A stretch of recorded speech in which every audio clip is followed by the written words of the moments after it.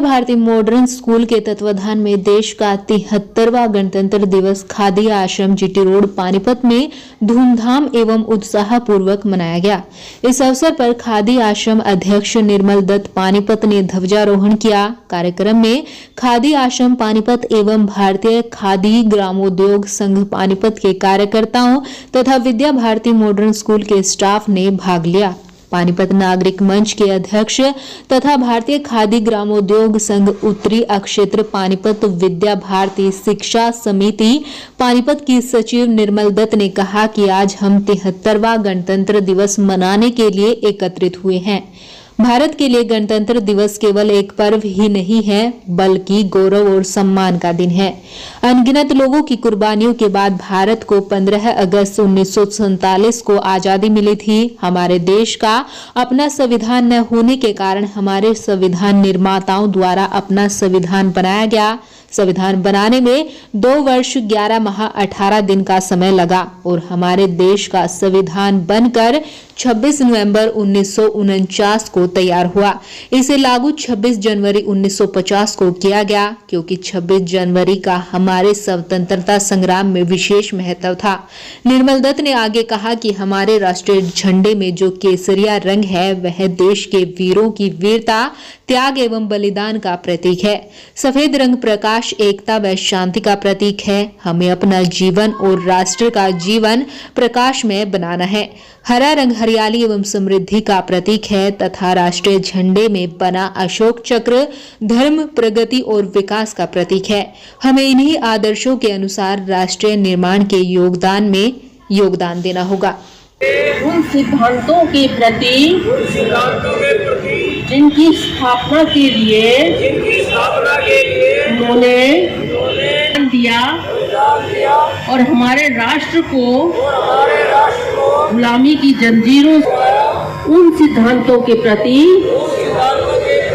अपनी निष्ठा प्रकट करता हूँ और उनके लिए मैं केवल प्रतिज्ञा करता हूँ, बल्कि यह प्रण लेता हूँ कि इस राष्ट्र की स्वतंत्रता, एकता और अखंडता के लिए अपना जीवन भी अर्पित करने में नहीं हिचकूंगा। देखिए, पहले तो मैं आपका प्रश्न उत्तर देने से पहले अपने पानीपत निवासियों को, पूरे देश को, राष्ट्र को आज के 73वें गणतंत्र दिवस की शुभकामनाएं, बधाई देना चाहूँगी। आपने ठीक सवाल किया कि आज के युवाओं को जानकारी नहीं है। दुर्भाग्य हमारा, और इसको मैं किस युवाओं पर दोष नहीं दूंगी।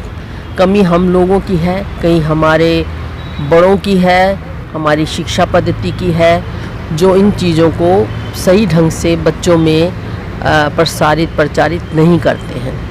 ये शिक्षा बहुत ज़रूरी है, परिवारों से भी और समाज में अन्य संगठनों के द्वारा भी, और ख़ासकर शिक्षाविदों के द्वारा ये प्रचार प्रसार होना चाहिए कि हमारे गणतंत्र दिवस या स्वाधीनता दिवस का अर्थ क्या है, क्या मायने हैं, कैसे हमें कितने लोगों के बलिदानों से, त्यागों से और कितने संघर्ष के बाद हमें ये बलिदान देने के बाद हमें ये आज़ादी प्राप्त हुई है।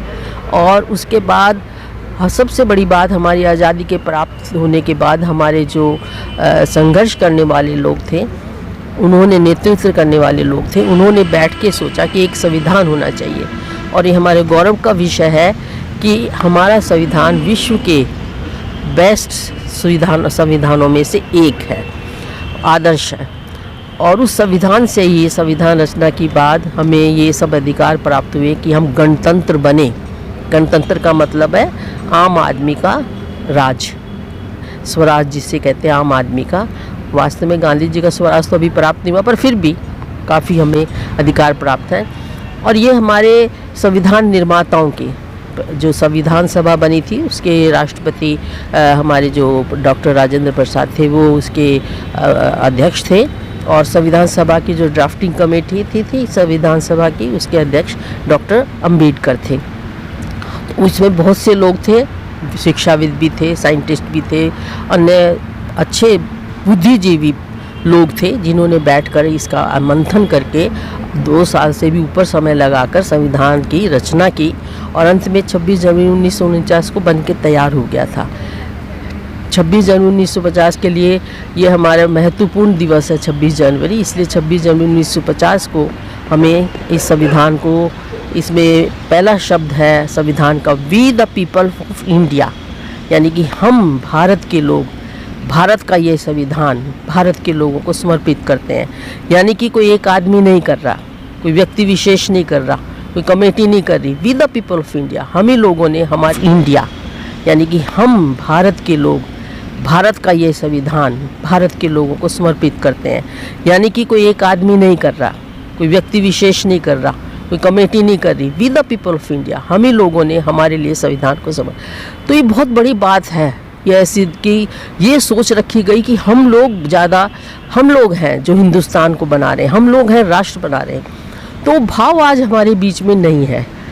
राष्ट्र को राष्ट्र बनाने के लिए जो एक मेहनत और लगन सभी लोगों में होनी चाहिए, वो जो हमारे संघर्षकर्ताओं में, बलिदान देने वालों में, जिनके संघर्ष से आज़ादी मिली, उनमें था वो जज्बा, आज दिखाई नहीं पड़ता।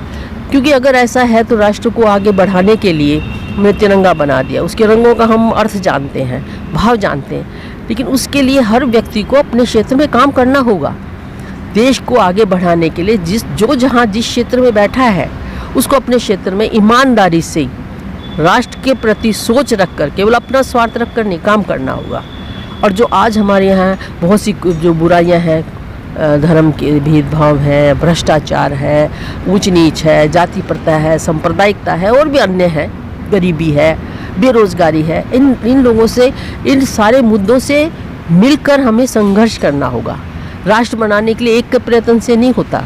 राष्ट्र की रक्षा केवल फौज खड़ी हुई बॉर्डर पे जो है उनका कर्तव्य नहीं है, ये सबका कर्तव्य, जो जहाँ बैठा है अपने कर्तव्यों को ईमानदारी से निभाए। लेकिन वो ईमानदारी कहना नहीं चाहिए, ऊपर से नीचे समाज में जो दिख रहा है वो ईमानदारी व्यक्ति विशेष में ही ख़त्म होती जा रही है। अपने लिए ईमानदार होना चाहिए, अपने समाज के लिए ईमानदार होना चाहिए, राष्ट्र के लिए ईमानदार होना चाहिए, तभी हम इकट्ठा होकर चल सकेंगे। तभी जो हमारी संविधान में भाव है एकता का, समानता का, समान शिक्षा का अधिकार है, समान नौकरी का अधिकार है, रहने का अधिकार है, बोलने का अधिकार, एक्सप्रेशन का, स्पीच का अधिकार है, वो सब अधिकार हमें तभी मिलेंगे जब हम अपने अधिकारों के साथ साथ दूसरे के अधिकार की भी रक्षा करेंगे, हनन नहीं करेंगे। हम अपने अधिकार चाहते हैं लेकिन दूसरों के अधिकारों का हनन करने के लिए तैयार बैठे हैं हम, वो भाव हमें ख़त्म करना होगा। क्या नाम है मैम? निर्मल दत्त। क्या है स्कूल की मैं प्रेसिडेंट हूँ और खादी आश्रम की भी अध्यक्षा हूँ।